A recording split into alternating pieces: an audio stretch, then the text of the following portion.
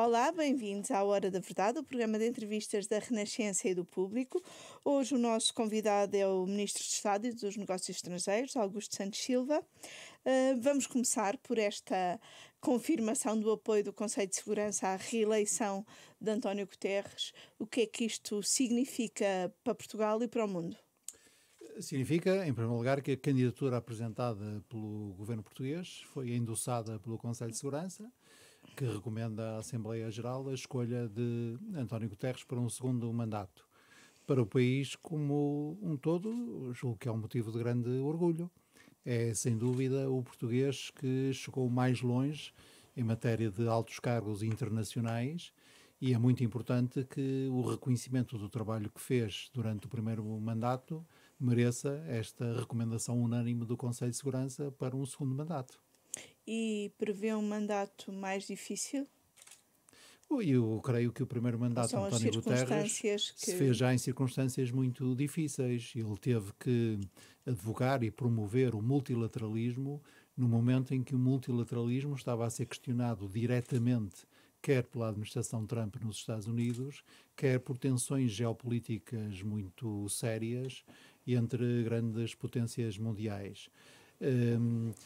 Julgo que no segundo mandato terá melhores condições para ter melhores condições para executar o seu programa, que tem sido claro desde o primeiro dia. Insistir na necessidade absolutamente essencial da ação climática, porque o combate às alterações climáticas, a garantia de que nos aproximamos de uma economia neutra em carbono, são condições essenciais para a nossa própria sobrevivência como espécie, e também Guterres continuará a ser o que sempre foi, um paladino dos direitos humanos, da paz, da segurança e do desenvolvimento sustentável. E quais vão ser os maiores desafios deste mandato, para além das alterações climáticas? Eu creio que há vários desafios com que as Nações Unidas estão confrontadas. Em primeiro lugar, a sua própria reforma, de modo a que se consiga, como o próprio Guterres diz, um multilateralismo mais eficaz e mais inclusivo. Desse ponto de vista, processos de reforma que estão em curso em organizações do sistema das Nações Unidas são particularmente importantes. Refiro-me à Organização Mundial de Saúde e à Organização Mundial do Comércio. Julgo também que os desafios que são colocados à segurança e à estabilidade em regiões do mundo, que vão desde o Sahel até hoje a Myanmar, são críticas. E também se espera, ou pelo menos espero, que possa haver uma nova oportunidade para o processo de paz no Médio Oriente, porque encontrar uma solução duradoura para o conflito israelo-palestiniano é absolutamente essencial para que a região do Médio Oriente tenha mais estabilidade e mais condições para viver em paz. Esta semana foi marcada por um equívoco, como lhe chamou. O equívoco de Espanha querer colocar uma obrigatoriedade de testes para quem passasse, quem entrasse no país por via terrestre, mas esta terá sido pelo menos a terceira vez que Espanha avançou com medidas sem coordenar com Portugal. Como é que isto se explica? Não, relativamente à gestão da fronteira comum, não. Esta, aliás, seria a primeira vez se No fosse ano levada passado, avante. primeiro anunciaram uma abertura Não, de fronteiras mas vamos lá ver, não sem confundamos as ser coisas. coordenada. Não confundamos Depois as anunciaram coisas. uma quarentena para estrangeiros que o Sr. Ministro, na altura, lamentou ser uma decisão unilateral. No que E diz respeito agora? à fronteira comum, nós temos a boa prática, que aliás é reconhecida em toda a União Europeia, de gerir a nossa fronteira terrestre de forma coordenada. Os dois ministros, da Administração Interna em Portugal e do Interior em Espanha, trabalham em grande proximidade e articulação. Neste caso, este equívoco ou lapso Tem razões que todos nós compreendemos. Foi uma resolução da Direção-Geral de Saúde Pública de Espanha que não terá alcançado suficientemente que a gestão de uma fronteira não é apenas uma questão sanitária, é uma questão político-administrativa que deve ser dirigida pelos ministérios competentes. Logo que identificamos esse lapso, comunicamos aos vários níveis com as autoridades espanholas, que pedindo esclarecimento, porque nos parecia ser um lapso evidente, e ainda durante a noite de ontem chegou-nos a confirmação de que tínhamos razão e que, portanto, a Espanha iria corrigir esse lapso. E, portanto, da minha parte, só tenho que agradecer a prontidão com que as autoridades espanholas não só reagiram ao meu pedido de esclarecimentos, como decidiram imediatamente superar este equívoco. Pode ser o primeiro caso em termos de fronteiras, o primeiro caso de descoordenação, mas realmente houve os outros dois casos. Portanto, eu pergunto de outra maneira: é uma reiterada falta de respeito às autoridades espanholas em relação a Portugal? Não, diria ao contrário. O acumular de situações. Não, este episódio mostra que nós sabemos coordenar-nos, que falamos uns com os outros, que não escondemos as questões difíceis que sempre vão surgindo entre vizinhos e conseguimos resolvê-las facilmente. E mostra também... O caso a que se está a reportar das declarações da Sra. Ministra do Turismo não tiveram nenhuma intenção, aí foi um deslize, foi na ânsia de comunicar uma boa notícia, ter-se esquecido que a abertura da fronteira comum implica também uma decisão de abertura da parte de Portugal. Há aqui algum desespero na forma como os países estão a lidar com a pandemia ao fim destes meses todos e, portanto, isto leva a algumas precipitações? Não lhe chamaria desespero. O que é que lhe chamaria? Mas como eu faço minhas as palavras que ainda há pouco ouvi ao Sr. Presidente da República, é natural que com o nível de tensão que nós temos, com a necessidade de ir acompanhando praticamente ao minuto a evolução da pandemia, com novas dificuldades com que sempre nos deparamos, agora a questão das variantes e das mutações das variantes, nós cometamos erros que, identificados, corrigimos. Não vejo nisso outro sinal que não o de que a política é feita por seres humanos e não por seres divinos. O Presidente também disse na Madeira, segunda-feira à noite, que há alguns egoísmos e isso tem que ser gerido na União Europeia. Pensei que ia falar dessa expressão. Não, eu devo dizer que há competências nacionais e as fronteiras são tipicamente uma competência nacional e por isso é que esta capacidade de Portugal e Espanha gerirem coordenadamente essa fronteira é exemplar, porque um país é soberano em matéria de medidas que dizem respeito à pandemia.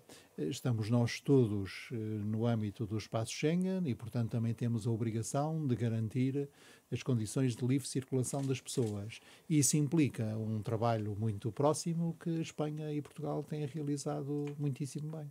Repara, então não estamos a gravar, se posso fazer essa inconfidência, às 17 horas de terça-feira, o que quer dizer que nem passaram 24 horas sobre o contacto que eu fiz com a minha colega espanhola e, portanto, em menos de 12 horas a questão estava resolvida.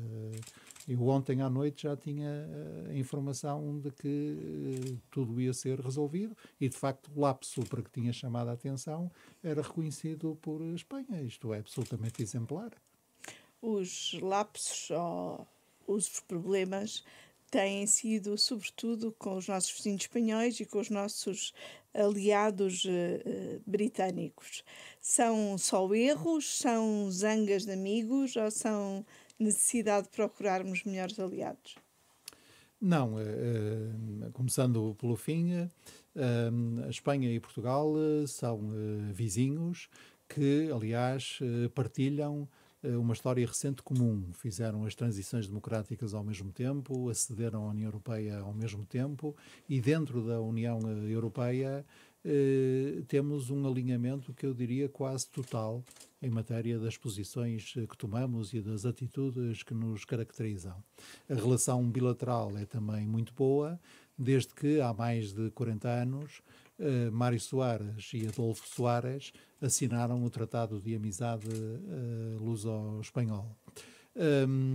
No que diz respeito ao Reino Unido, é a aliança entre Portugal e o Reino Unido, então a Inglaterra, é a aliança mais antiga do mundo, o tratado que organiza, que a estrutura vem do século XIV, e nós temos uma proximidade, muitos títulos, com o Reino Unido. Infelizmente, o Reino Unido abandonou a União Europeia, portanto, tem a sua própria política nas diferentes áreas e em matéria de viagens, de política de viagens, tem esta posição, na minha opinião, excessiva e não fundada nos factos, segundo a qual todos os países membros da União Europeia são destinos considerados inseguros para viajantes britânicos. Isso parece-me ser menos um problema da União Europeia e mais um problema da grelha de análise e da lógica de decisão que E não é tem uma sido questão tomada contra Portugal, é pelo contra a Reino. União Europeia. Não me parece que seja contra Portugal. Aliás, as suas vítimas primeiras mais imediatas foram os próprios cidadãos britânicos, que muitos milhares deles estavam a passar férias ou fim de semana no Algarve e tiveram que antecipar as suas Mas parece que viagens alguns com continuam a vir. prejuízo. Naturalmente, e são bem-vindos. Eles são bem-vindos em duas condições. A primeira condição é que sejam portadores de um teste negativo à Covid-19. A segunda condição é que cumpram as regras de segurança sanitária que estão em vigor em Portugal. No caso de Espanha foi possível, por assim dizer, Portugal chamar à razão facilmente e resolver o problema. Com o Reino Unido é mais complicado explicar que racionalmente não faz muito sentido a grelha de análise do Reino Unido, não é? O Reino Unido Porquê que é tão difícil? O Reino Unido tem um processo de decisão peculiar porque decidiu que faria revisões de 3 em 3 semanas da sua orientação relativamente a viagens para o exterior.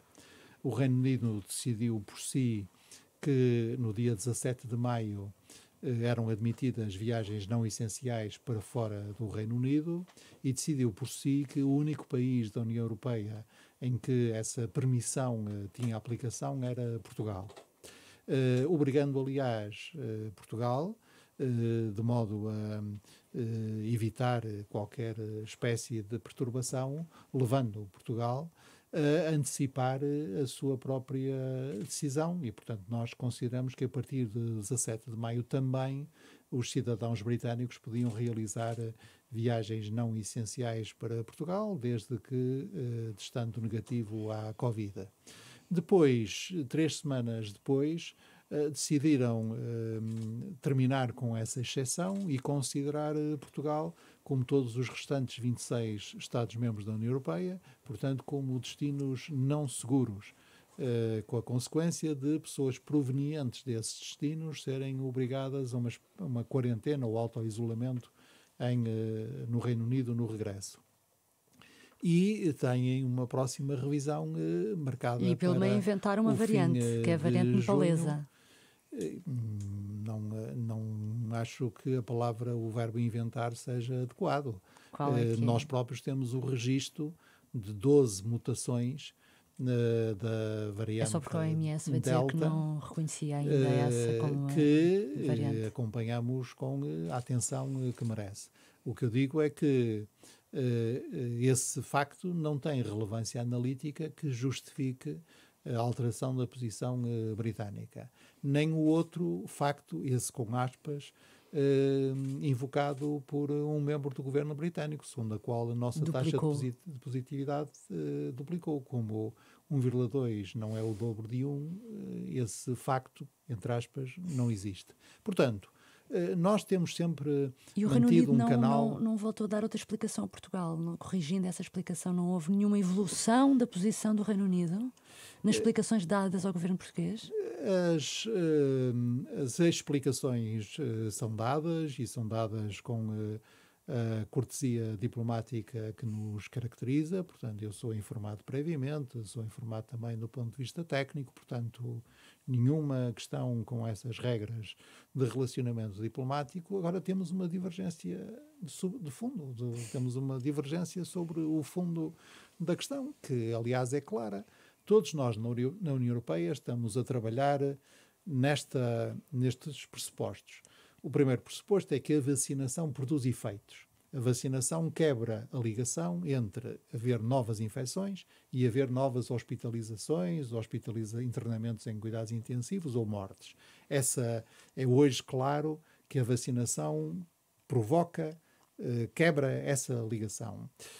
Em segundo lugar, a vacinação com as 2 doses, a vacinação completa, tem sido avaliada em vários estudos e todos os estudos sugerem que ela é eficaz quer contra a Covid, quer contra as suas diferentes variantes ou mutações até agora concluídas. E, portanto, nós na Europa, na União Europeia, retiramos daqui a consequência de que, à medida que progredirmos na vacinação, podemos facilitar a circulação. Espera que daqui a 3 semanas Portugal volta à lista verde.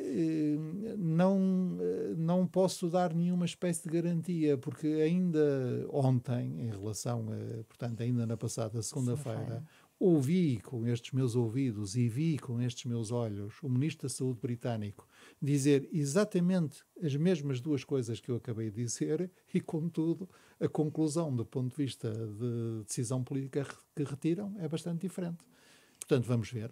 Tendo em conta este Agora, histórico... uma coisa não faltará, nem informação técnica, transparente, atualizada, fornecida por Portugal ao Reino Unido, nem toda a disponibilidade nossa para discutir tecnicamente, nem todo o trabalho diplomático para garantir que o Reino Unido, quando tomar a próxima decisão, no final de junho, tenha toda a informação de que precisa para que essa informação, para que essa decisão possa ser fundamentada em factos.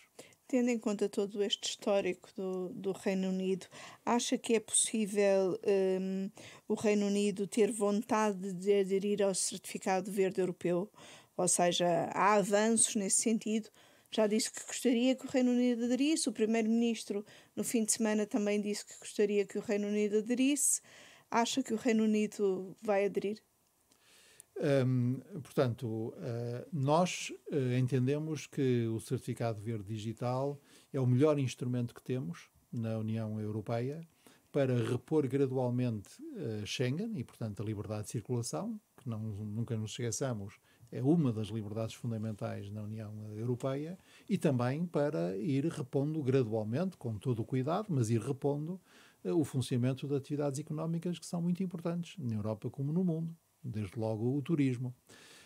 E isso que nos parece ser bom para nós, também achamos, por corolário lógico, que é bom para os nossos amigos. E, portanto, já estamos a conversar com a Suíça, já estamos a conversar com os Estados Unidos e estamos a tentar conversar com o Reino Unido na hipótese de o reconhecimento mútuo das respectivas vacinações, e eu creio que vamos chegar a bom resultado. Mas porquê que diz que já estão a falar com alguns países e com o Reino Unido ainda só estão a tentar falar? Porque é mais difícil? As conversações com a Suíça e os Estados Unidos estão mais adiantadas. Portanto, é uma constatação. E as conversações com o Reino Unido ainda estão na fase da tentativa e não de conversações?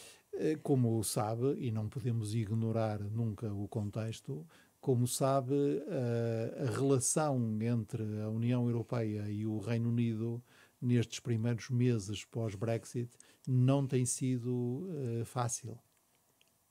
E tem esperança isso de que está a prejudicar todo o resto? Não, mas isso significa que é natural que haja ritmos diferentes nessas Tem esperança que essa conversações. relação melhore?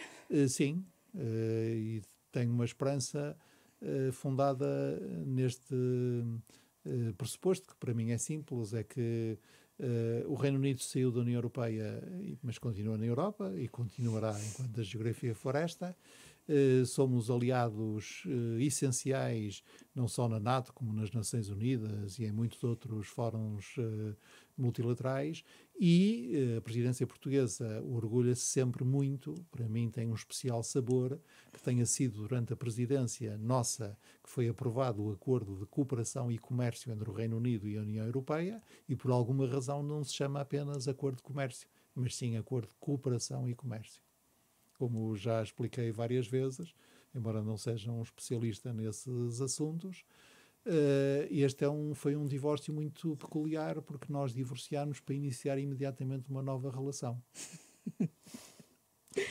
Em relação ao certificado verde, há países que já estão a avançar mais depressa. Porquê é que não avançam todos ao mesmo tempo? Avançamos todos ao mesmo tempo. No dia 1 de julho, o certificado entra em vigor. E depois há um período a que nós, com o nosso amor por palavras difíceis na União Europeia, chamamos o phasing in, portanto, a adesão, que pode ir até 6 semanas. Mas, portanto, a partir de 1 de julho, o certificado está em Mas há vigor. países que dizem que estão prontos a... Há países que já realizaram testes e, portanto, estão nas fases finais de operacionalização do certificado, é o caso de Portugal. Há países que já terminaram essa fase de operacionalização. A Grécia, portanto, que depende muito do turismo, e, portanto, na prática, rapidamente estão a antecipar. E há países que aproveitarão esse phasing in de 6 semanas para se juntar ao clube.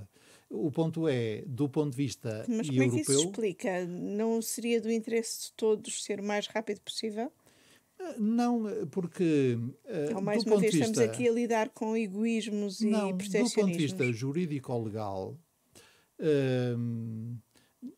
o certificado é um regulamento do Parlamento e do Conselho Europeu, portanto é uma lei europeia.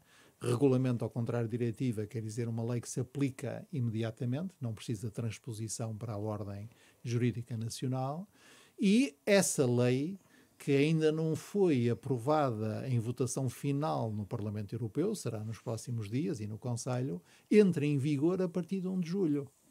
Portanto, é a mesma coisa que eu dizer o Código de Estrada, vou dar um exemplo absolutamente fictício, vai determinar daqui a 3 meses que devo conduzir atendendo à questão X. E eu, para me treinando, já agora, há 3 meses antes, já começo a conduzir segundo a questão X. Este certificado verde é o que vai ficar como marca da presidência portuguesa? Não, há muitas marcas da presidência portuguesa. Portanto, o exercício para mim é simples. A senhora diz um número e eu dou-lhe os resultados principais obtidos até agora. Quer 3, 1, 5, 7, 10, 5?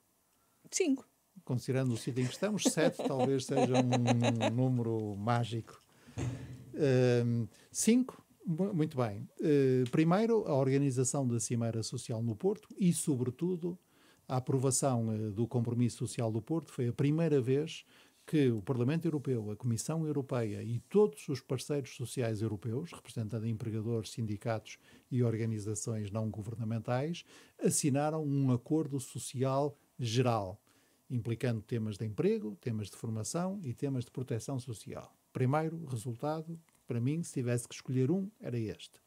Segundo resultado, a aprovação de todos os programas fundamentais que materializam o quadro financeiro plurianual dos próximos 7 anos. O Erasmus, o Horizonte Europa, o Fundo de Investimento Europeu, o Instrumento de Vizinhança, Cooperação e Vizinhança, Desenvolvimento e Cooperação Internacional, todos os programas que nós costumamos chamar os fundos comunitários, foram aprovados durante a nossa presidência, nunca esquecendo o Fundo Social Europeu, o Fundo de Coesão, etc. Segundo grande resultado.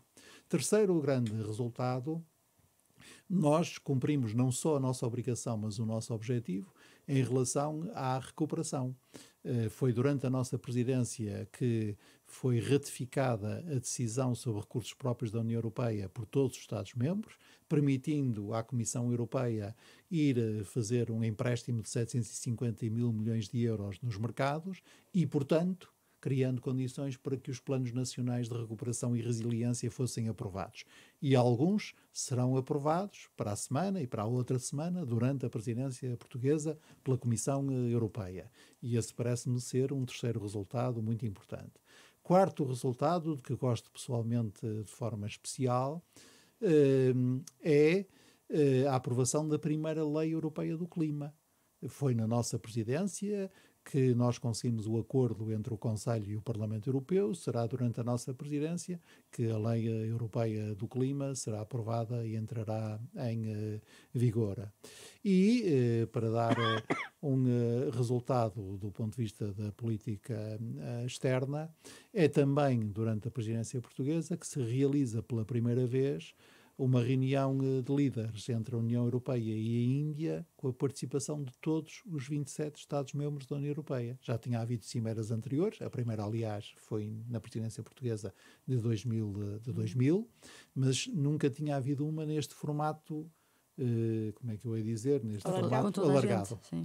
Inclusivo, como agora se diz. E o que é que ficou por fazer? Pode dar 6 de resultado, 7.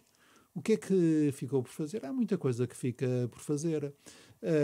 Dos dossiês sob a nossa responsabilidade, aquele em que talvez venhamos a avançar menos, há de ser o dossiê das migrações.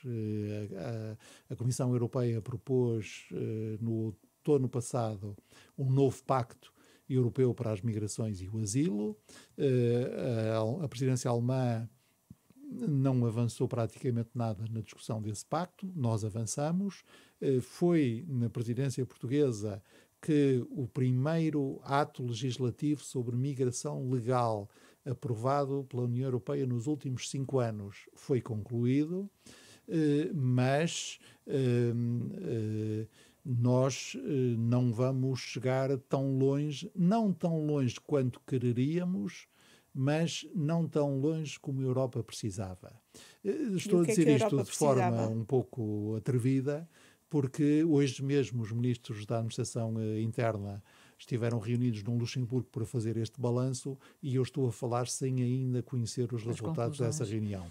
Se me tiver enganado e eles tiverem progredido, é um engano de que eu ficarei muito feliz. Mas o que é que a Europa precisava e que acha que não vai conseguir? Basicamente, o que a Europa precisa, na minha opinião, é, em primeiro lugar, apoiar muito mais os chamados Estados da linha da frente. Não é possível que a Itália, a Grécia, a Chipre, Malta, a Espanha tenham hoje um fardo muito desproporcional, porque são os Estados a que chegam, que são mais pressionados, que são mais pressionados pelas migrações e também pelos fluxos de refugiados e por aqueles que são salvos no mar, em todos pela nossa autoridade marítima, e portanto nós precisamos, neste momento, o apoio a esses Estados é feito numa base voluntária. Portugal é um dos poucos Estados-membros que se tem mostrado disponível para acolher refugiados ou migrantes que chegam a esses Estados, e nós precisávamos de um mecanismo que não dependesse do voluntariado, mas fosse um mecanismo aceito por todos, primeiro. Segundo, nós precisamos de trabalhar mais no que chamamos a dimensão externa das migrações, com acordos com os países de origem e de trânsito das migrações, nos quais possamos apoiar esses países, ao mesmo tempo que regulemos os fluxos migratórios. E terceiro, também temos que avançar mais em canais de migração legal, porque essas são a verdadeira alternativa à migração irregular e a melhor forma de combater os tráficos. Há outra coisa que era, o Primeiro-Ministro tinha prometido em fevereiro uma grande conferência, a par da Conferência sobre o Futuro da Europa, sobre as regras orçamentais, sobre lançar as bases para discutir-se o que seriam as regras pós para iniciar 2023. Sim. E se é que não foi possível avançar muito? Está marcado para o dia 28 de junho, aqui em Lisboa. Uma cimeira de recuperação, ou se quiser dizer em bom português, The Recovery Summit. E será nessa cimeira de recuperação que se vai iniciar o debate. Isso é claro, porque tudo isto tem uma lógica delicado. E tem uma sequência. Não. A nossa prioridade enquanto presidência foi pôr no terreno os instrumentos imediatos para a recuperação. O quadro financeiro plurianual e o chamado programa Próxima Geração União Europeia. E fazemos-lo. E o que está previsto é que a presidência francesa retome a discussão sobre as novas regras orçamentais pós 2022, porque outro dos resultados principais da presidência portuguesa foi os ministros das Finanças terem chegado a acordo para suspender as cláusulas, as chamadas regras de Maastricht, não só em 2021, como também em 2022. Mas não E, 2023, portanto é não. preciso E depois. como as coisas têm que ser preparadas com tempo, vai competir à presidência francesa iniciar essa discussão do ponto de vista do processo de decisão. Iniciar o debate é um dos objetivos da presidência portuguesa e por isso estamos a organizar essa cimeira da recuperação. Vai ser o próximo grande embate entre os países da União Europeia? Se quiser, eu não acho que a comparação com lutas seja a comparação mais adequada para descrever a União Europeia. Qual é, então, como é que diria? Vai ser uma discussão difícil, manter-se dura. Nessa comparação, eu diria, vai ser uma próxima etapa de um combate comum pela recuperação económica e pela transformação das nossas economias. Acha que este ano e meio que temos vivido suavizou divergências entre os países europeus? Ou agudizou? Claro. Posso lhe dar, quer um exemplo, 2 exemplos ou 3 exemplos. Quero que me dê o melhor exemplo. O melhor exemplo é este. Eu não sei se todos temos consciência de que aquilo que a Comissão Europeia vai fazer nas próximas semanas, que é ir aos mercados, levantar, como gostam de dizer os meus amigos economistas, isto é, pedir emprestado, 750 mil milhões de euros em nome dos Estados-membros e com garantias dos Estados-membros, é absolutamente inaugural. Nunca se tinha feito antes. Não lhe vamos chamar Eurobonds, não lhe vamos chamar emissão conjunta de dívida, mas vamos dizer que a Comissão Europeia vai fazer um empréstimo desta dimensão em nosso nome para depois fazer uma redistribuição dos fundos pelos Estados-membros, segundo regras que os líderes acordaram, e vai fazer isso pela primeira vez e vai fazer uma coisa que muitos diziam que era impossível que viesse a acontecer. Ou que iria demorar anos. Vai fazê-lo excepcionalmente. O passo que nós demos foi a base jurídica, a invocação do artigo do tratado que diz, por razões excepcionais, nós podemos tomar medidas igualmente excepcionais. O que é excepcional aqui é a dimensão da crise. Mas vai fazê-lo. E vai fazê-lo pela primeira vez. E isso era uma coisa que vários Estados-membros e várias famílias políticas e vários peritos defendiam há muitos anos na Europa e que agora foi possível fazer. E que a pandemia acelerou. Segundo o exemplo, porque só me vai permitir 2, imagino, segundo o exemplo associado ao primeiro, mas não menos relevante, nós vamos pagar este empréstimo, porque, como diz um cartaz que eu vejo muito na rua, o dinheiro não cai do céu. Portanto, nós vamos pagar este empréstimo, que por ser feito em conjunto tem juros baixíssimos e tem um prazo de carência bastante confortável, mas nós vamos pagar este empréstimo não só com as contribuições nacionais, como é normal, como com novos recursos próprios da União Europeia como tal. E também nos novos recursos vamos avançar mais rapidamente para as tais taxas que há muito se fala na União Europeia, que agora... Afinal, queria 3 exemplos. E, portanto, que agora também vamos avançar G7 aí. também deu um Sim, sinal de avanço. E vamos avançar, por causa do que aconteceu nos Estados Unidos no dia 4 de novembro, vamos avançar não em tensão com os Estados Unidos, que era o que estava antes a acontecer, mas em estreita cooperação com os Estados Unidos e até, em certa medida, sob a liderança dos Estados Unidos. Está a ver empréstimo comum, novos recursos comuns, taxas, uma certa harmonização mínima do lado fiscal e um passo em frente na obrigação de as empresas multinacionais digitais pagarem impostos como as outras, são 3 exemplos de processos de construção e de integração europeia que há vários anos muita gente dizia ser impossível. Falou dos Estados Unidos. Recentemente, aqui no Hora da Verdade, o eurodeputado Pedro Marques defendeu, para além do PRR, apoios diretos às famílias e aos desempregados. O senhor ministro acha que isso seria possível ou seria desejável? É uma discussão muito interessante no plano teórico e analítico. Só no plano teórico?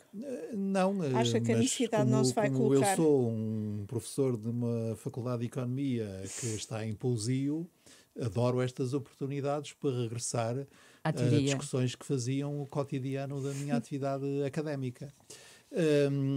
A minha opinião é divergente do ponto de vista teórico com a do meu amigo e camarada Pedro Marques. Mas considerando que ele é economista e eu não, a minha opinião. Mas é divergente porquê? Pouco. Acha que não seria, sou grande não fã traria mais vantagens? das teorias do dinheiro de helicóptero. Tirar dinheiro, sim, colocar o dinheiro no bolso das pessoas diretamente. Eu percebo que isso tem um dinamismo inicial para suscitar designadamente o aumento a reanimação do consumo, da economia. pelo lado da procura. Percebo isso.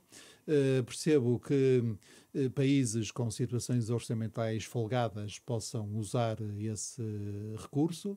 Percebo que os Estados Unidos o usem, porque os Estados Unidos são um dos países mais endividados do mundo, mas são endividados na sua própria moeda, e os títulos de crédito mais utilizados no mundo são as obrigações do Tesouro Por isso, americano. no fundo, diz que não faz sentido nenhum. Agora, na no nossa caso realidade português, eu não recomendaria nada. Porquê? Porque nós temos que gerir esta recuperação. E se fosse a nível europeu? No caso português, eu não recomendaria, porque nós temos que gerir esta recuperação, que é ao mesmo tempo uma transformação da economia, nunca perdendo de vista que nós somos um país com uma alta proporção, um peso elevado da dívida pública sobre o produto. E, portanto, a disciplina orçamental, o critério orçamental, longe de ser uma obsessão, como às vezes se diz, parece-me ser, no nosso caso, uma condição sine qua non da nossa própria recuperação. Mas está a responder-me só sobre Portugal. Não era uma medida que pudesse ser tomada a nível europeu? No sentido, a decisão dos líderes europeus, na minha opinião, bem, porque nós somos muito contrários às lógicas das troicas. A decisão dos líderes europeus foi a decisão de que cada país construiria o seu próprio plano nacional, de acordo com os seus projetos, respondendo aos seus desafios, aos desequilíbrios económicos com que se enfrentava, mas com o seu próprio caminho, o caminho do governo, o caminho do Parlamento, o caminho dos parceiros sociais, etc. E, portanto, cada plano, cada país é que tem que decidir, dentro de uns critérios comuns, quais são os investimentos e as reformas que vai fazer com este dinheiro disponível do Fundo de Recuperação e Resiliência. Com este dinheiro e não com mais dinheiro do que este? Há uma coisa sempre que me fascina na profissão jornalística, que é a lógica de vanguarda que é inerente a essa profissão. Estão sempre a perguntar-me não sobre o que se passa hoje, amanhã ou depois de amanhã, mas sobre o que se vai passar no próximo mês, no próximo semestre ou no próximo ano. Eu, que sou, como toda a gente sabe, um sujeito mais conservador e tímido, prefiro tratar hoje dos problemas de hoje, de amanhã e depois de amanhã, e depois vamos vendo. Agora o nosso desafio agora é mesmo executar. Não é só o desafio português, mas é um desafio português e de outros países. Nós temos agora à nossa disposição, no conjunto da União Europeia, 625 milhões de euros só num programa, o tal programa Nova Geração. E o desafio é mesmo executá-lo. Deixa-me fazer outra pergunta então. O eurodeputado Pedro Marques, na mesma entrevista, também dizia que António Costa podia fazer o que quisesse na União Europeia. Esta parte já concorda com o eurodeputado Pedro Marques, ou não? Pelos vistos, devem saber que eu sou muito amigo do Pedro Marques, portanto estamos aqui a tentar embaraçar. mas não é fácil embaraçar-me. Portanto, mais uma vez, tenho que reconhecer aí uma divergência. Não, António Costa não pode fazer o que quiser na União Europeia. Não? Não. Porquê? Porque António Costa é o primeiro-ministro do 22º governo não, português. Mas ele diz, o Pedro Marques diz que tem as qualidades necessárias. Candidatou-se a secretário-geral do meu partido, espero votar nele, acho que é no próximo fim de semana. E, portanto, e acha que deve ser o candidato a primeiro-ministro em 2023? Todos nós sabemos quais são as nossas responsabilidades. Essa pergunta, posso dar a minha resposta pessoal, claro, mas tenho que admitir que, de acordo com as regras próprias de um partido democrático, essa questão terá que ser discutida não neste Congresso do PS, mas no próximo. Mas neste gostaria Congresso que do ele PS fosse a gente discute mesmo as eleições autárquicas. As legislativas ainda vêm longe. Muito longe. Mas pensei que ia dar a sua opinião pessoal, que gostava pessoalmente que ele fosse o candidato em 2023. António Costa, na minha opinião, tem todas as condições para, levar até ao fim o seu mandato como Primeiro-Ministro, embora o governo seja minoritário, não vejo que seja politicamente útil que alguém procure, através de uma coligação absolutamente espúria, impedir o normal ciclo político no que diz respeito ao Parlamento e ao Governo que Portugal vive, e também não tenho a mínima dúvida que será um excelente candidato a Primeiro-Ministro nas eleições de 2023. Está a dizer então claramente que com o PS não vai acontecer aquilo que aconteceu com o PSD e com o Durão Barroso, que abandonou um governo e houve outros primeiros-ministros que não foi eleito. Eu sei que tem um bocadinho a mania de falar pelos outros, mas eu não falo pelo PS. Este congresso do PS... Bom, então agora façamos aqui um ponto final parágrafo, porque não devo confundir as minhas funções partidárias com as minhas funções governamentais, designadamente quando sou Ministro dos Estrangeiros. Como sabe, é uma política de Estado em relação ao qual há um grande consenso em Portugal. Portanto, façamos aqui um aviso, os senhores ouvintes e os senhores leitores que não queiram seguir. Passamos ao militante base Augusto Silva. Este congresso do PS, que vai ter lugar em julho, mas que com as eleições para secretário-geral nos próximos 2 fins de semana, há 3 anos o PS parecia estar já a discutir a sucessão de António Costa, de tal maneira que teve de ser o próprio António Costa a ir ao palco dizer alto lá que ainda é cedo. Não foi bem isso que aconteceu, mas... O Sr. Ministro também ajudou a colocar um travão. Agora já é tempo de começar a preparar essa sucessão? Não. Ou não é questão que se deva colocar? Como sabe, essas perguntas são um bocadinho inúteis, porque, quer dizer, eu e o Secretário-Geral costumamos dizer basicamente a mesma coisa. Mas, como o próprio já disse, e é, na minha opinião, uma das suas qualidades de liderança, António Costa não procede como líder do partido como se fosse um eucalipto. Procede exatamente ao contrário. Não sei agora qual é a metáfora vegetal mais adequada, mas o eucalipto seca tudo à volta. Arranjem uma árvore que seja ao contrário e o António Costa é essa árvore. Porquê? Porque não só faz questão de usar de uma grande diversidade interna, como dá sistematicamente oportunidades, ou cria as condições para oportunidades jovens quadros, jovens em relação à nossa idade, portanto andam hoje nos 40 anos ou menos, que vão mostrando também o que valem e vão fazendo também o seu caminho, vão sendo eleitos, vão tendo posições importantes no governo, etc. E, portanto, quando chegar à altura própria, quem cá estiver decidirá. Mas decidirá conhecendo, já tivemos todos a oportunidade de ver o que é que cada um dizia, o que é que cada um pensava, o que é que cada um valia, cada um e cada uma, já agora. Neste congresso, o Pedro Nuno Santos não vai apresentar moção. Tem pena que não haja outra moção para haver um debate mais vivo? Não, vamos ver. Há 3 anos esteve com ele um dos debates mais vivos no Congresso.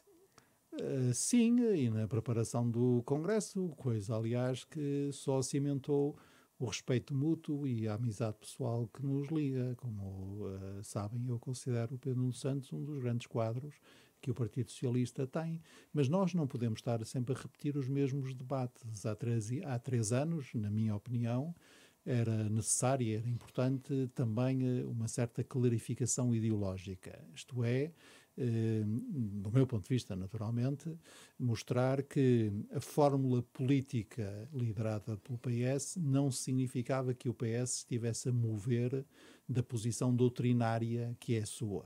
E que, na minha opinião, é a posição doutrinária caracterizável por centro-esquerda, esquerda democrática, que são expressões para mim, ou socialista democrática, que são expressões para mim equivalentes.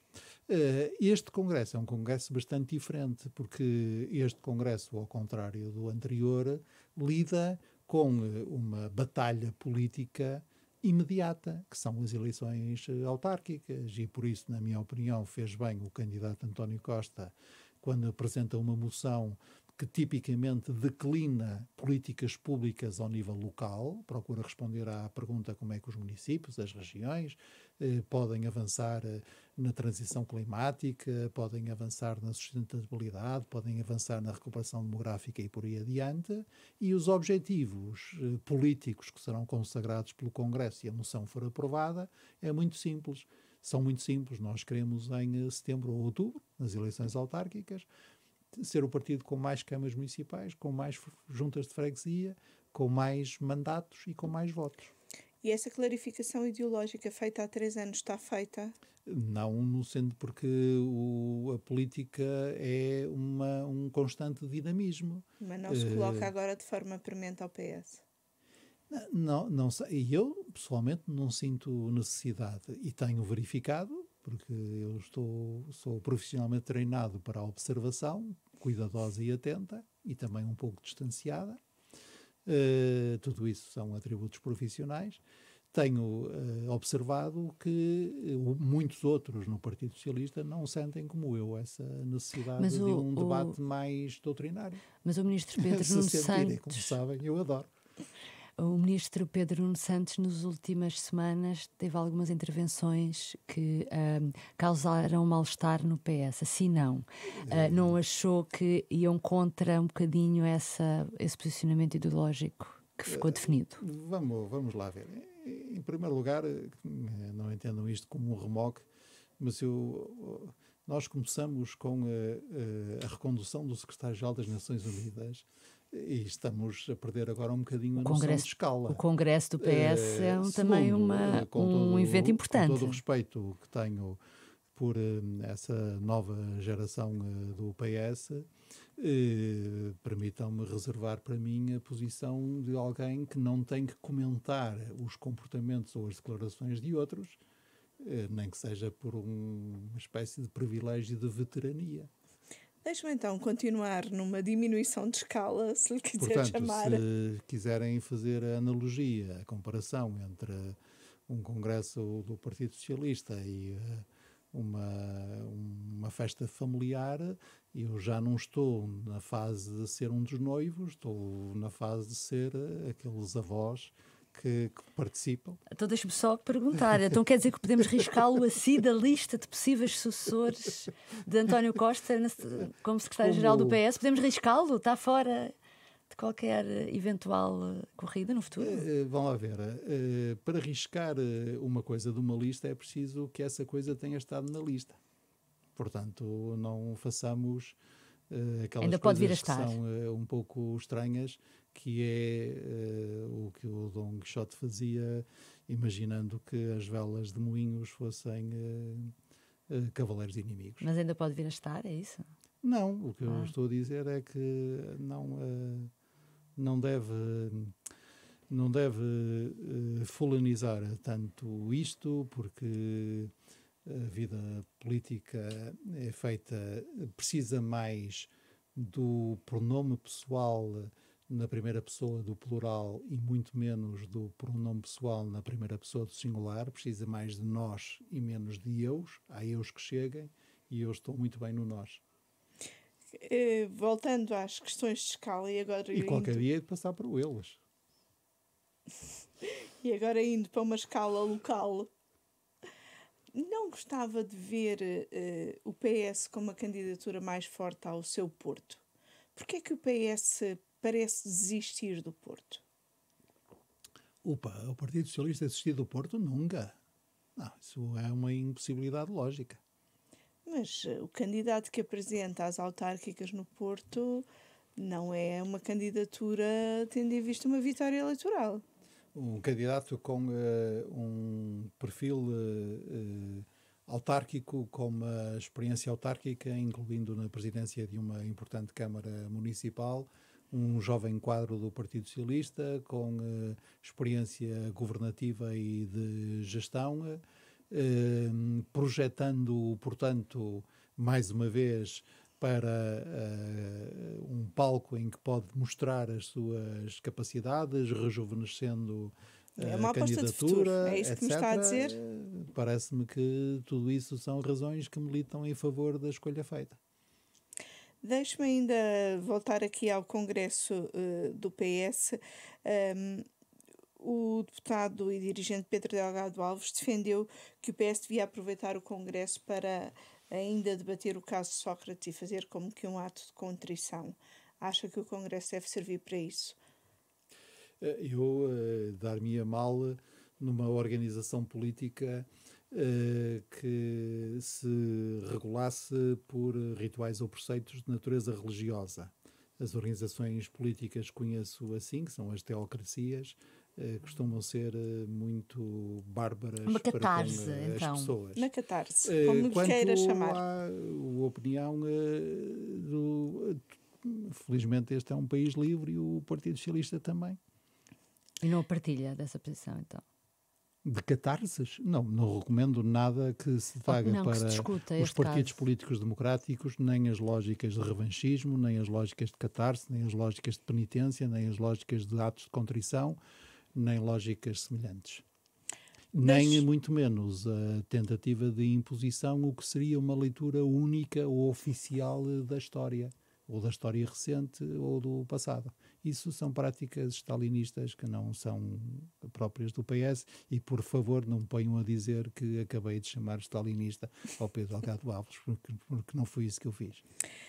Deixe-me só voltar um bocadinho ao seu casaco de Ministro dos Negócios Estrangeiros, porque há uma coisa que lhe queria perguntar, que teve recentemente em Moscovo. Um dos assuntos que tem estado na ordem do dia é a Bielorrússia. A União Europeia não vai tomar uma posição mais forte em relação à Bielorrússia? Ou não devia tomar, sobretudo depois do desvio do Ficaria avião? muito admirado que não tomasse. Por duas razões. Em primeiro lugar, porque já conheço a agenda da próxima reunião do Conselho de Negócios Estrangeiros, que é, portanto, segunda-feira à 8 no Luxemburgo, e este ponto faz parte da agenda. E, em segundo lugar, porque nós, os ministros dos Negócios Estrangeiros, costumamos ser disciplinados e obedientes e temos dois encargos que nos deram os primeiros ministros no Conselho Europeu. O primeiro encargo é agravar as sanções contra personalidades associadas ao regime da Bielorrússia, e o segundo encargo é também aprovar sanções económicas à Bielorrússia, e nós costumamos cumprir as orientações. Portanto, será isso que se vai seguir?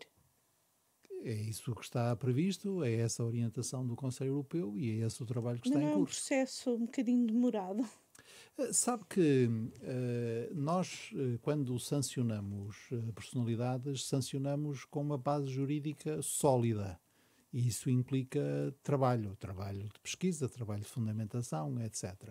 E, em segundo lugar, nós não somos um Estado, não somos uma federação de Estados, não somos uma confederação de Estados e, portanto, o nosso processo de decisão é necessariamente mais lento do que se o fôssemos. Não quero dizer que o devêssemos ser, mas tem como contrapartida ser um processo mais lento, com cedo, mas também bastante sólido. Muito obrigada, Sr. Ministro. O Hora da Verdade volta para a semana com outro convidado.